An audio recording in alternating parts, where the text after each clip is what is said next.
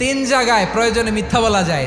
এক নাম্বার, আপনার ওয়াইফকে খুশি করার জন্য, সে একটু এরকম না বলে একটু কৌশল করে বললে খুশি হবে, ওটা বলা যায়। দুই নাম্বার, জীবন মরণের ব্যাপার, জান বাঁচানোর জন্য একটু কৌশল করে ঘুরিয়ে বললেন, এটা জায়েজ। তিন নাম্বার, দুইজন ঝগড়া লাগছে, তাদেরকে মিলিয়ে দেওয়ার জন্য কৌশল করে একটু মিথ্যা বলা, ঘুরিয়ে বলা যায়। দুইজনের মধ্যে দেখলেন যে সম্পর্ক খারাপ, একজনরে বললেন, ভাই সে তো ওই দিন আপনার ব্যাপারে অনেক প্রশংসা। কি আমার ব্যাপারে প্রশংসা? কি বললো? এই বললো আপনি নাকি এই করছেন ওই করছেন, অনেক প্রশংসা। লোকটার মন খুশি হয়ে যাবে তার ব্যাপারে, ঠিক কিনা?